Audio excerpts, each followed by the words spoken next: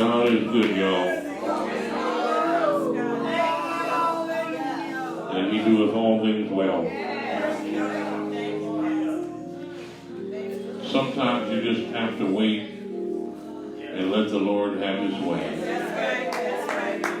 We mess up because we get in the Spirit's way, trying to do some stuff because that's what we want to do at that moment. You got to let the Lord just have his way. Because I declare to you that God's way is a whole lot better than your way. He knows exactly what he is doing at all times. I want to thank you, Sister Goldsberry, for your testimony this morning. And Apostle, I heard you when you said what you said. The Lord, be faithful and don't come back before next Sunday. I'm going to preach that next week. God broke my fall. God broke my fall. Because we all have fallen. The Bible says that a righteous man fallen 7 times. Doesn't mean 1, 2, 3, 4, 5, 6, you got one more, you out. This means over and over and over. We fall. But God's help, with God's grace, we're able to get back up. Tell 3 people, only because of God, I'm standing right now. I fell.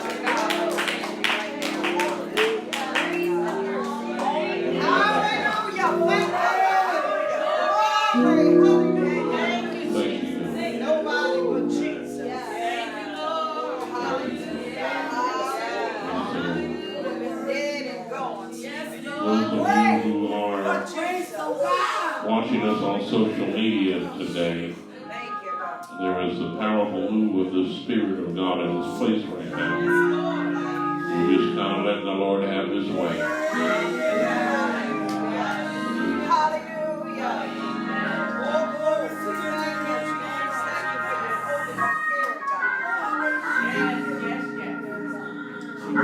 Hallelujah. Hallelujah. Come on, sing it with me. Hallelujah.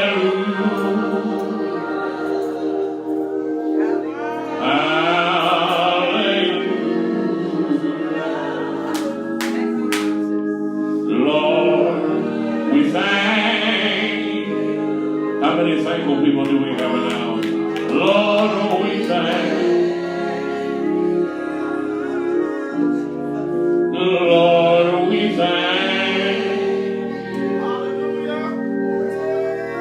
Lord, we thank you. Hallelujah, hallelujah, hallelujah.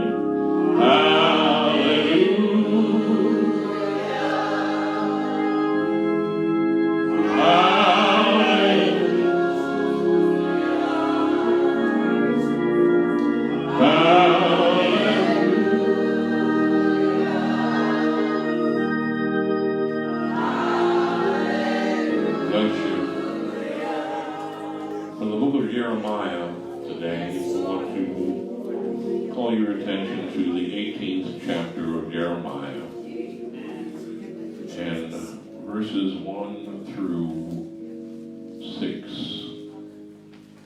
This text piggybacks the thought from this past Wednesday when Reverend Dorman taught Bible study. Jeremiah chapter 18, verses 1 through 6.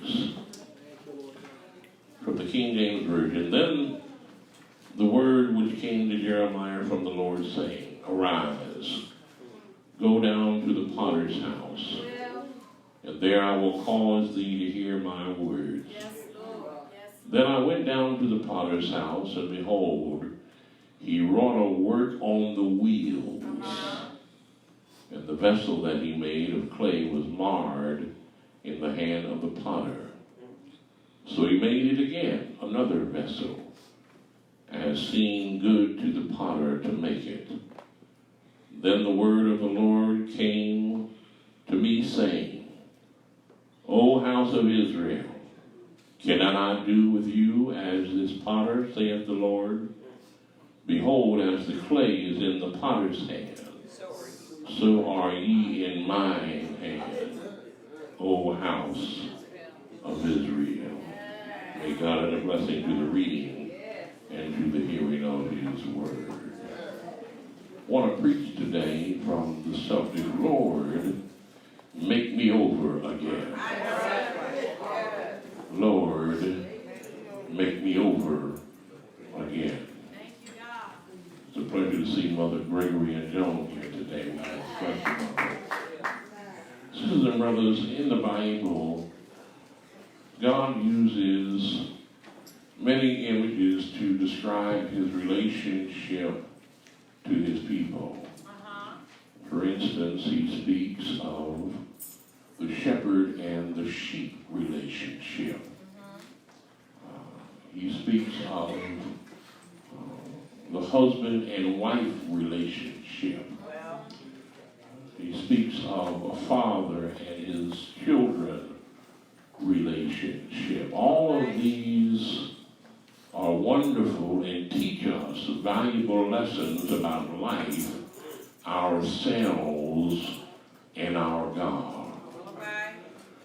But while we, like sheep, are protected and provided by the shepherd, and as a wife we are loved without condition by the husband, and like children we are constantly under the Father's loving, watchful eye, there is another aspect of our lives that needs to be factored into this equation. After all, Jesus did not save us from our sins so we could go to heaven and avoid hell. He saved our souls that we might be actively engaged in his service here on earth. Tell your neighbor, God has work for you down here to do. Now, if we are to be his servants, we're going to need his power to get the job done. Never let a child of God think that he or she can make it on their own. Tell your neighbor, no way I can make it without him. Tribute said, I can't even test my groove. I can't think or move. I can't even stop my feet. I can't even brush my teeth. Amen. No way I can make it without him. Amen. John 15:5 makes our dependence on Jesus crystal clear. Christ himself said that I am the vine and you are the branches. If ye remain in me and I in you, you will bear much fruit. Apart from me, you can do nothing. Therefore, perhaps one of the greatest portraits of God and his people to be found in the entire Bible related to this matter of service is this picture of the potter and the clay. Are y'all going to work with me today? My friends, in these verses we can see the plan of the heavenly potter on display. I want to take a few minutes today to lift 3 points. I want to call your attention to 3 points. Point number 1 is the potter's intentions. Point number 2 is the potter's ingredients. And then finally, point number 3 is the potter's instruments. Consider the potter's plan. His plan is to take clay and from that clay produce vessels. Get this, he wants to make vessels that will reap a profit. Vessel that can be used, found useful, so that they will bring honor to him. Yes, sir. Yes, sir. Amen. God can use a crackpot.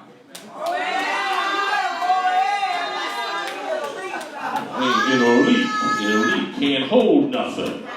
Amen. The pieces that God manufactures are intended to be used by Him and others. Please understand that the molding process that you go through is designed to propel you in ministry. Amen. There's other clay that God will use and use through you to mold them. You may not feel like you have a ministry, but tell your neighbor you have a ministry. Catch this. Okay, God is needing you because He's needing you. Yes. Let me just put that where you can understand. Some of y'all, you young ladies don't know nothing about this.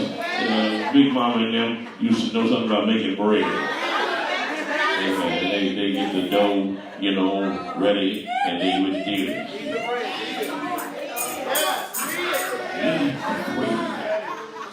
And then mama would put a towel over it, and stick it on top of the ice box.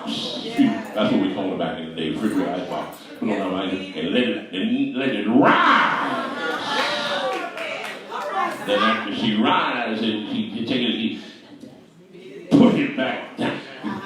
Some of us have risen, but God got to push us down before He can use us. We rise and we get all beside ourselves, think that we all of that. Tell your neighbor, you ain't all of that. You rise, but you got to be kneaded down. God is needing you because He has need of you. That's God's intentions. He excels in taking old worthless clay and transforming it and transmogrifying it by His grace into vessels of honor and glory. Yes, sir. Bishop Wilmore, he takes those things that are thrown away, off scouring.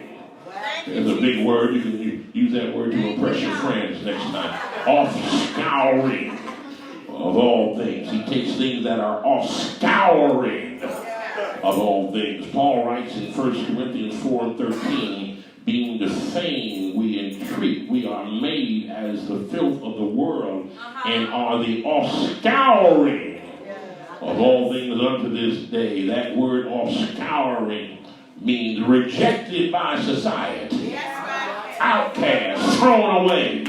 There are some people in here, some people watching us on social media who have been rejected by folks. Got kicked out the clique. Got kicked to the curb.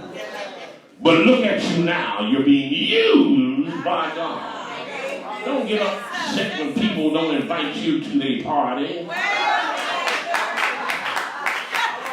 You don't fit every place.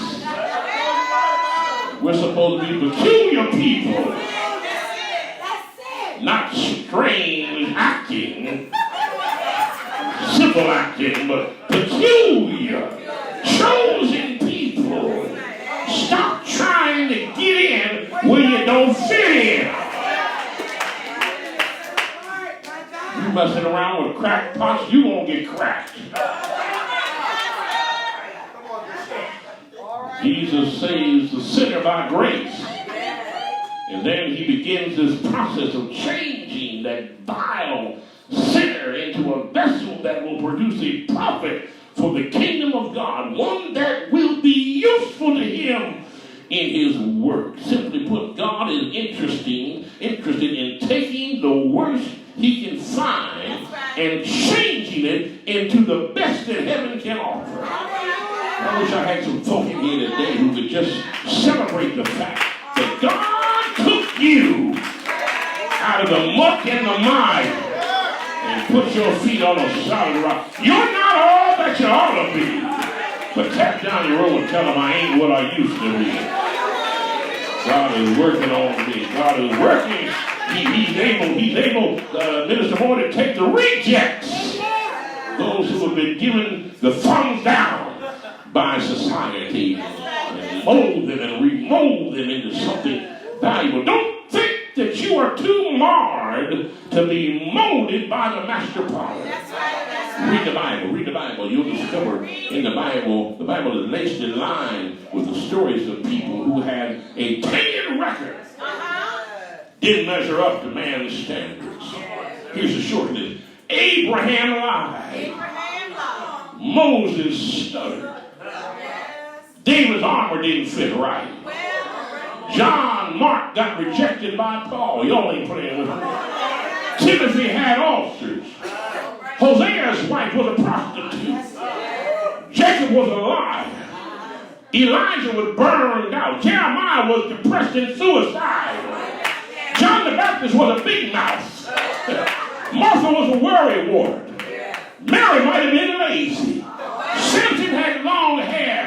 Come on, somebody. Noah got drunk. Jesus was poor. My God, the Lord excels in taking worthless clay and turning it into something that he can use. I wish you would look at the person sitting next to you, because I don't know, you may be sitting next to somebody who really doesn't think much of you.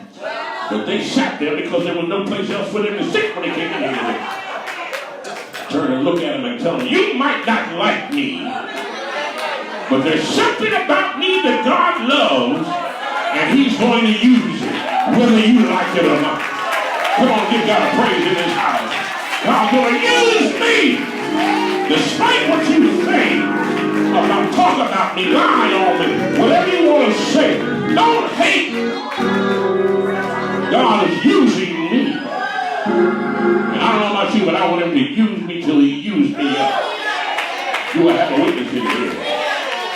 God told Jeremiah, stand up. Go to the potter's house. And when you get there, I'll tell you what I have to say. I reveal to you the potter's intentions. Yes, now consider the potter's ingredients. Deacon English, you need to know a little something about clay to fully appreciate what the potter is able to do. Know this, when you're working with clay, you're working with something that's very difficult to work with. Understand that clay comes from the ground. Clay is found in the ground, and the clay that comes from the ground is not really suitable yet for use. It's dug out of the ground and is brought to the pottery, where it's left alone to sit for a while in a dry place. I feel this thing, y'all. Sometimes God wants to sit in a dry place. Anybody ever been in a dry place? I mean, you know, you just felt like you was out there by yourself in a dry place. That's what happens with the clay. The dry material is dumped into a cement mixture-like thing and covered with water. And when the lumps have been softened, they're stirred until the lumps are disintegrated. And what's left is a thin layer of mud and water known as slip. S-L-I-P. I'm taking you someplace. The slip is drawn off into settling tanks, and when the clay has settled and the water is drawn off, the plastic-like material is worked on the wheels, amen, by the feet. The prepared clay is on the wheels. The slip has gone off someplace else. Left now is what God can use. Some of us can be used by God because our slip is showing. Y'all ain't ready, y'all ain't ready. In other words, there's some stuff about us that has not been drawn off yet. And God can't use you until he draws off some net. And I tell you, neighbor, your slip is showing. Every time you look at me with the side eye, your slip is showing. Whenever you gossip about me, your slip is showing. When you talk about me, your slip is showing. Y'all ain't saying, when you hate on me, your slip is showing. And God can use you with your slip showing. Pull your slip up, Lord have mercy.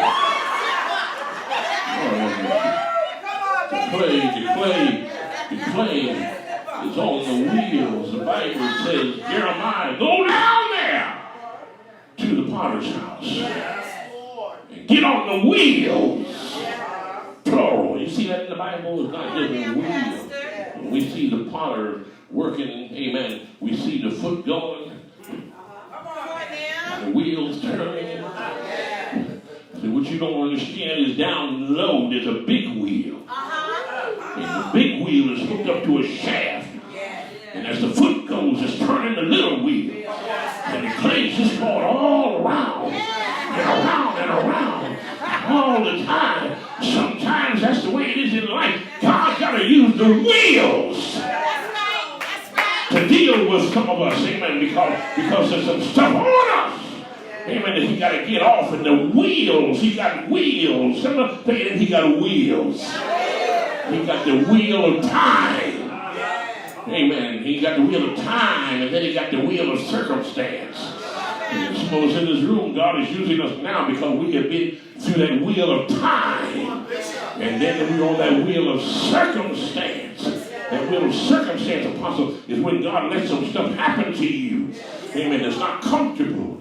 And the clay can't say nothing, but it's got to be uncomfortable. If you ever watch a potter deal with clay, he takes the clay and he don't just lay it on the wheel. He throws it down on the wheel, and then he put his hands in it, and he's pumping the whole time. Clay going around and around and around, and then he takes it off, and then he throws it down again. He pumps it, going around and around and around. But catch it, it's working because he's got his hands on it. I stopped by to tell somebody today who's going through some trial and tribulation, amen, don't you fret, amen, because God has his hands on you. Why are we on the internet? God has his hands on you. Amen. I don't know what you're doing, but get off the internet. He has his hands on you. Tell your neighbor, I ain't going to trip, but it's because he got his hands on me. He has his hands on me, and he's working out some stuff in my life. Yes, sir. This is a portrait of those who are lost in sin. We are worthless to God until God finishes dealing with us on the wheel. He's got to dig us out of some stuff. And then he got to wash us clean. And then he got to dry us up. Somebody tell somebody in here that one thing we all have in common is that we are all a mess. Am I right about it? I heard somebody say the other day, from the M to the S, we're all a mess. Look down and let your neighbor say, neighbor, from the M to the S, you just a mess. But how many know that God can take a mess and turn it into a miracle? I wish I had somebody to take about 30 seconds to give God a praise that he took your mess and he got you on the wheel and he turned you around. Look at your neighbor one more time. Matter of fact, take them by the hand and shake their hand like you're trying to shake it off and say, neighbor, he's still turning me, but he's working some stuff out.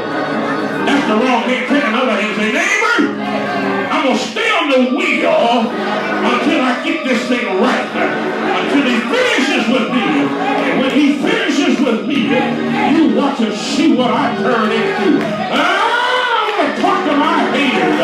You hate me now because you see the little bit that God has done with me. Watch and see what I look like when I get off the wheel. Somebody in here ought to give God a praise because in the next few months you're going to get off the wheel. You're going to be with God. I wish I had some praisers in here who can celebrate what's coming. Tell your neighbor, my latter is going to be greater than my past.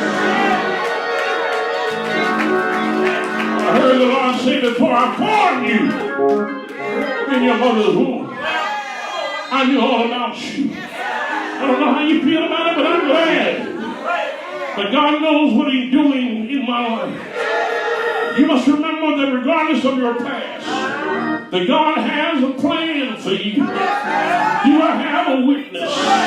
You have a witness. We've looked at the potter's intention, and we looked at the potter's ingredients. Finally, I want you to consider the potter's potter's instruments. I just told you that he works with us on the wheel. Do I have a witness? Tap down your road today and tell everybody in that pew that God wants to make something out of you. But you got to stay put for a while. Sometime on the wheel you get dizzy. You're getting nauseous. But understand that while you're spinning on the wheel, you're never out of contact with the potter's hands. And I don't know how you feel about it, but I'm so glad that God's still in control of my life. Do I have a witness? If God wasn't in control of my life, I'd be a bigger mess than I already am. I don't know what I do. I put my hat down at my feet. I put my pants around my shoulders. Do I have a witness? Or something with praise 5 and say, thank God that he worked on me and he's still working on me. I heard Jeremiah say, Lord, clean me up. And the Lord said, go to the potter's house and I can do something with you. And then he made it clear that it wasn't just about Jeremiah, but it was about all of Israel. And that let me know that what he did for Israel, what he did for Jeremiah, he can do for me. I don't care what kind of mess you're in, God can fix it. I don't care how bad you look, God can fix it. But now watch this, because the book says that while the clay was in the potter's hand, it became marred. Why did it become marred? It became marred because there were some parts of the clay that it got so hard that God couldn't work with it no more. Sometimes you can get so messed up that God can't really do what he want to do with you. But thank God he can do a quick work. Tell your neighbor, I still got some cracks, but he can do a quick work and make me over again.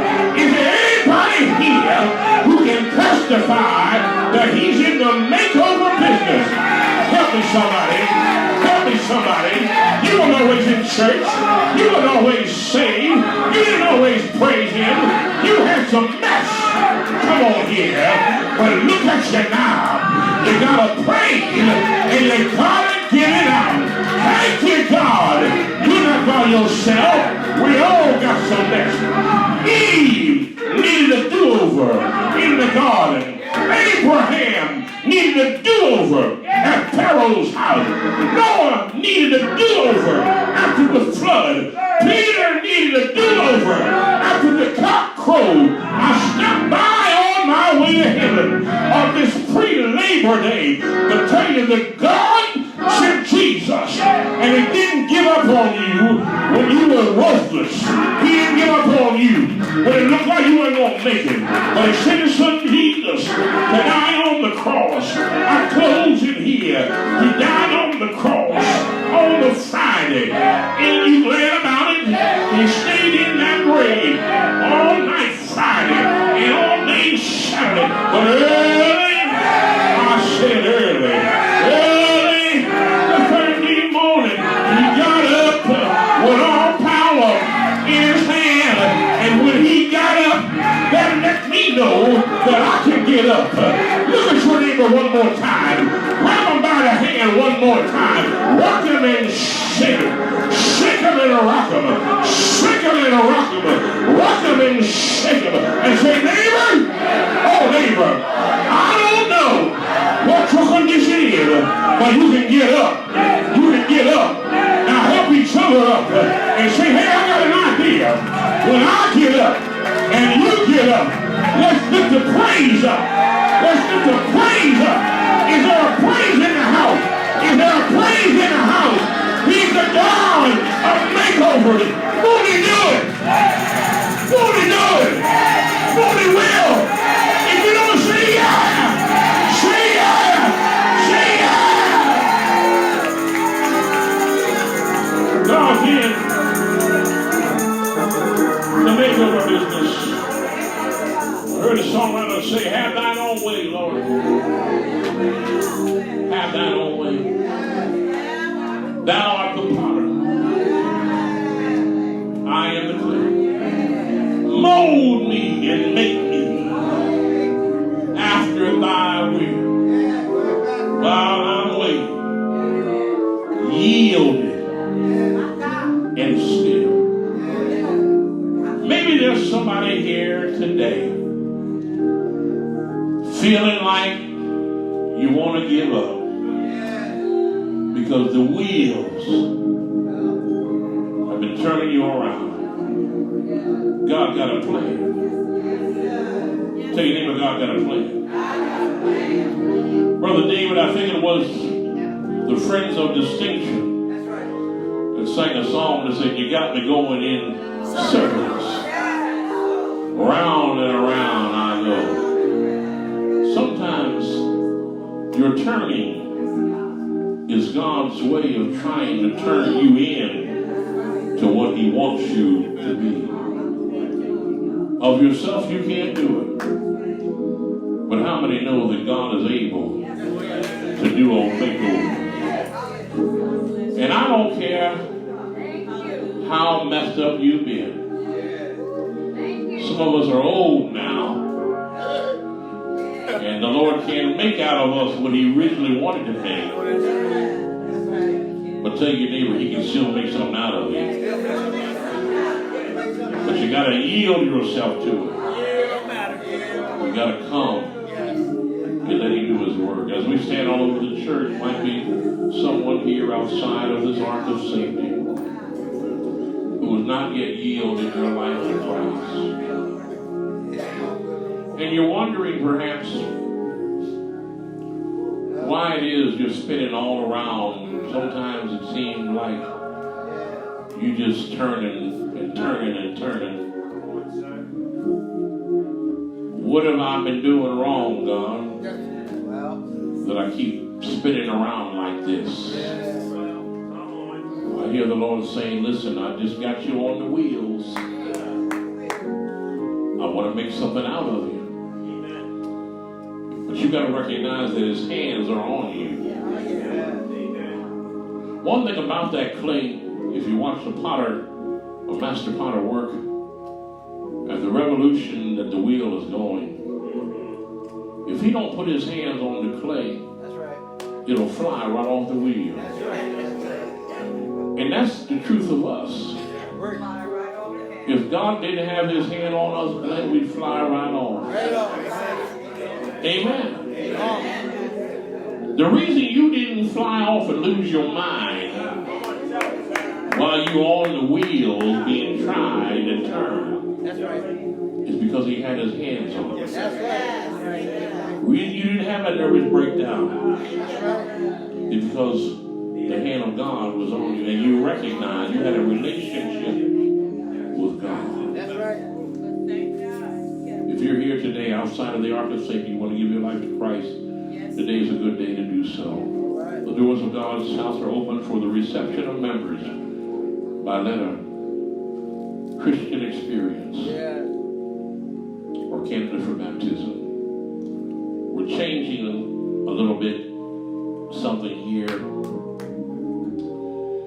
as it pertains to the method of joining the church. We still want people to join. We still invite folk to join. We may be the first Baptist church to do this way. We're now taking people in, everybody, under watch care. Now you will still go be a member, but we want to watch you for a while.